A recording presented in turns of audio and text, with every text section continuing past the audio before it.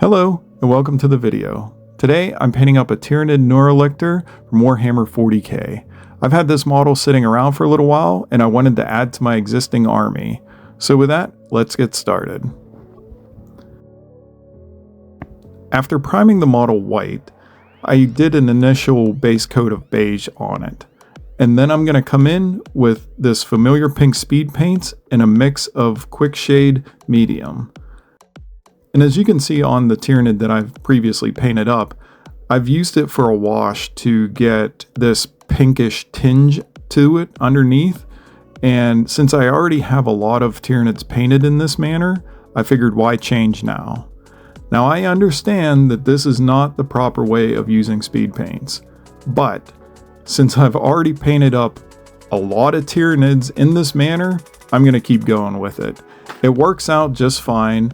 It acts as a nice wash to get this pinkish tinge to the skin that I'm looking for, and it actually works out quite well. The mix of the two makes it seep down into all of the crevices on this bug, and it adds a shading and the darkness into all of the recesses where I'm looking for it to go.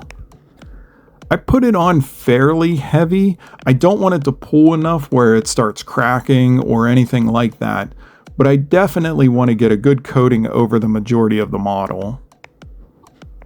And I have to say, Tyranids are one of my favorite factions in the 40k universe. I love how they kind of look like bugs.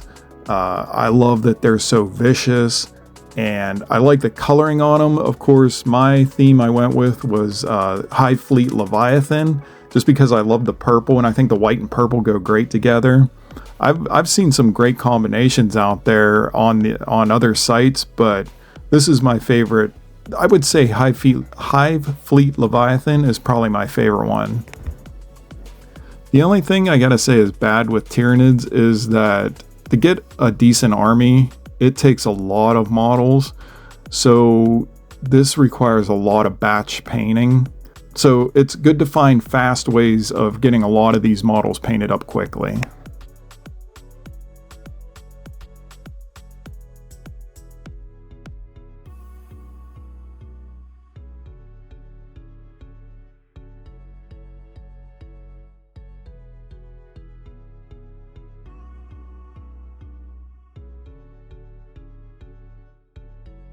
Now once this completely dries, I'm going to come back in with Brain Matter Beige and go over most of the skin sections.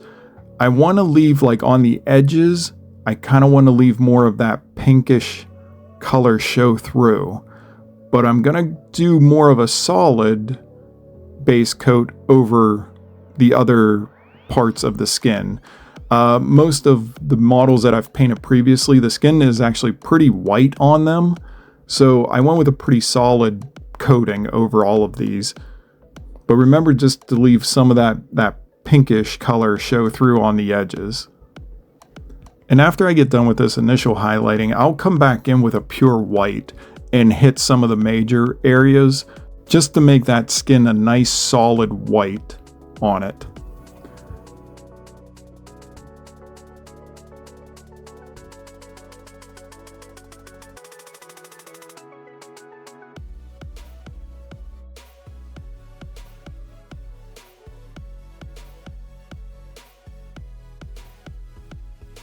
I'm going to use black to paint the carapace.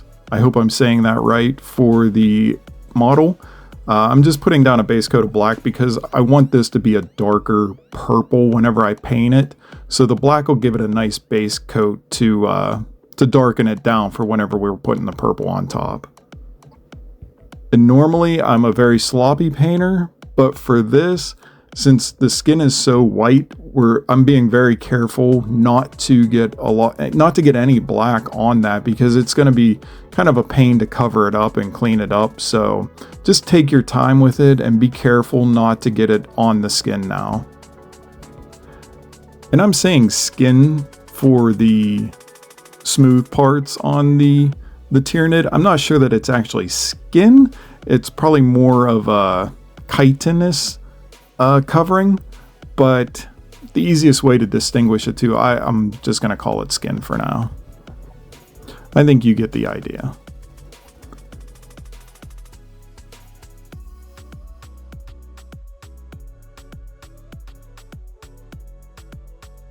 And now I'm going to come in with hexed lichen, and I'm going to go over all of the areas that we colored black. I also forgot to mention for the black, I'm coloring the claws and the hooves of the Tyranid. I'm going to paint a nice solid coating of purple over all of the armored pieces that I've painted black. Make sure to get the underneath of them. And again, I'm being very careful not to get this on the white skin. I don't feel like trying to clean that up. It's going to take several coats to try to cover it up if you do get some on there. I don't find the Tyranids to be particularly difficult to paint, but they can be time consuming because you have to hit each little armored piece with the color that you're going for.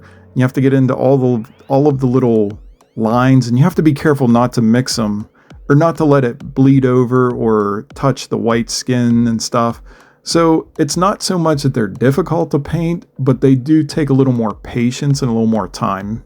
Now I'm going to use a lighter purple. For this I used blue violet, which is the lightest purple that I had. And I'm going to start doing the classic lines on all of the edges of the armor.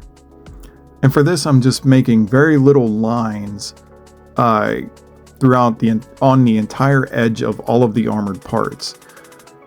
Now, sometimes on some of my other smaller Tyranids, if I'm getting impatient or this isn't turning out right, I'll actually dry brush it on the edges. And if you have 100 Tyranids to paint up, I don't see a problem with doing this. Maybe on some of the larger Tyranid beasts, like this one, or a Carnifex, or something like that, then you can take your time and do the stripes on the armor. But for some of the smaller gaunts and stuff, I think a dry brush on the edge is just fine. I only did the one coat of purple on this. Now, you could go back and take this up one more level. Like you could go in with another lighter color and just do the very edges, do smaller lines on it, just to give it that next step in highlighting.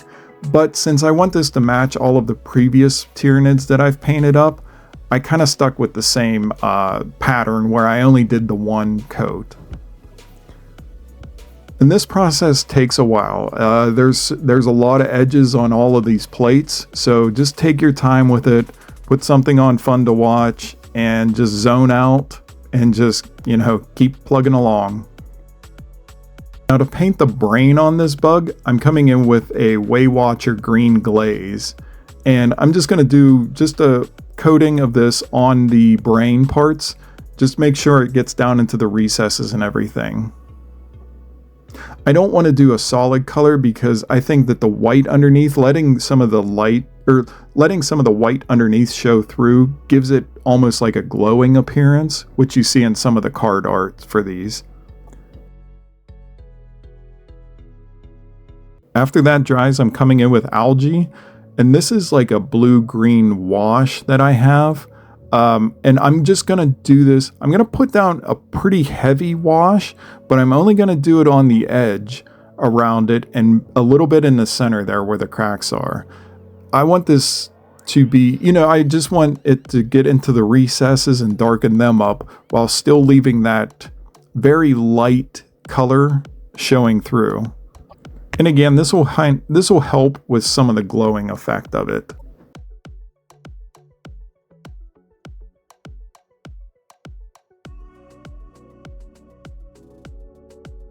I'm going to come back in with the familiar pink and the medium mix to darken the tips of his tentacles on his face.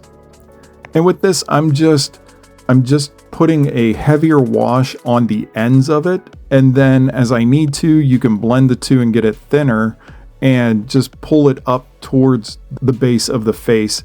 That way there it's darker as we get to the ends of the tentacles. And you might have to let one coat dry and then come back in and put another coat on top of it just to keep building that darkness up at the tips.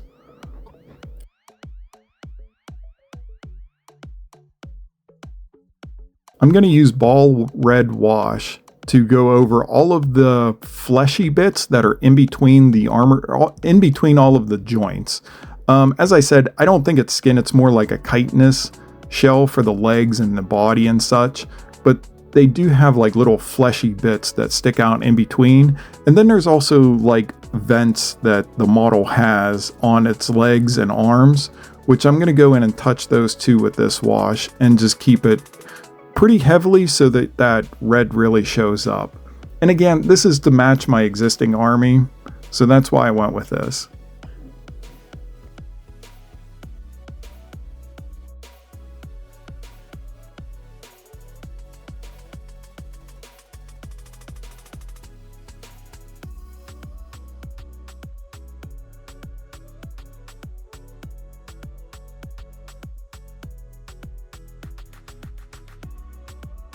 I'm going to use burnt red here to touch the tips of the claws and the spikes and the hooves on this guy.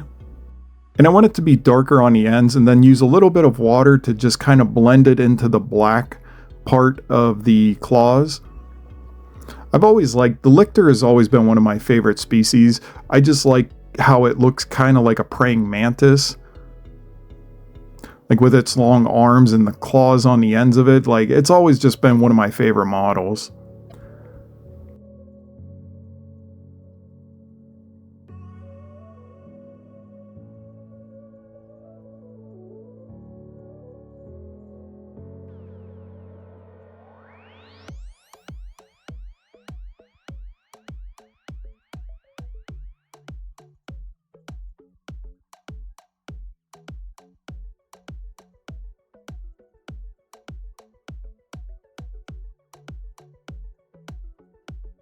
Yeah, and with that, this guy is pretty much done. I had to go back in and clean up a little bit here and there, and even after watching the video, I see a few more spots that I need to go back and touch up. But I love how he turned out. As I said, I'm a huge fan of the Tyranids, so, you know, and I love this color scheme, so I'm always really happy with how these guys turn out. I like the white and the purple mix. I just think that they're such a cool army. I have a lot of fun painting them. It can be kind of tough when you have a lot of them to paint, which, you know, if you're playing Tyranids, there's a lot of models to paint. But overall, I'm really happy with them. I hope that you enjoyed watching the video. I hope that this inspires you to get some of your miniatures painted up, and I'll see you in the next one. Bye.